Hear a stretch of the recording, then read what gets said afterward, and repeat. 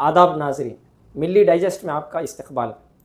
Pahalgam terror attack के बाद जिस तरीके से मुसलमानों पर पूरे इंडिया में जुल्म शुरू हुआ, मुसलमानों को टारगेट करके मुसलमानों को मॉब लिंचिंग किया गया, मुस्लिम वेंडर्स को परेशानी की गई, आज के इस वीडियो में हम उसी के बारे में बात करेंगे।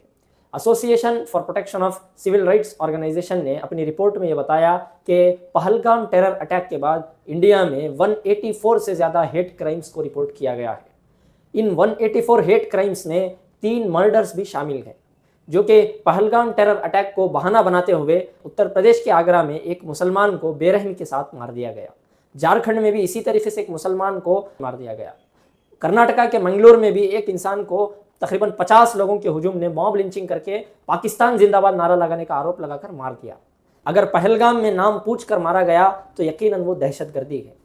इसी तरीके से इंडिया के अंदर भी किसी भी इलाके में मुसलमानों को नाम पूछकर मारना ये भी दहशतगर्दी है। मुसलमानों को उनका नाम पूछकर उनसे खरीदारी पर रोक लगाना ये भी एक दहशतगर्दी है। अगर एक इंसान की गलती को पूरे मजहब पर निशाना लगाने के लिए इस्तेमाल किया जाए तो ऐसे ही कुछ हादसे हैं जिसको मैं आपके सामने पेश करना चाहता हूँ। प्रज्ञा सिंह ठाकुर, जो कि बीजेपी की एक्स एमपी रह चुकी हैं, वो 2008 में मालेगांव बॉम्ब ब्लास्ट केस में एक प्राइम अक्यूज रह चुकी है। प्रज्ञा सिंह ठाकुर हिंदू कम्युनिटी से बिलोंग करती हैं। क्या प्रज्ञा सिंह ठाकुर की वजह से पूरी हिंदू कम्युनिटी पर दहशतगर्दी का इल्जाम लगाना सही होगा? 2002 के बिल्किस बानो के रेप कन्विक्ट्स को विश्व हिंदू परिषद के लोगों ने जेल से फूल माला पहनाकर उनका स्वागत किया।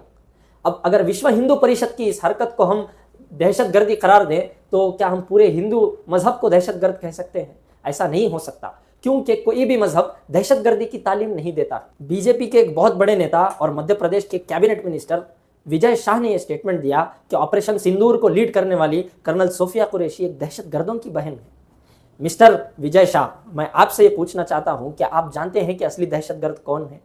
प्रदीप कुरोड़कर का नाम क्या आपने कभी सुना है?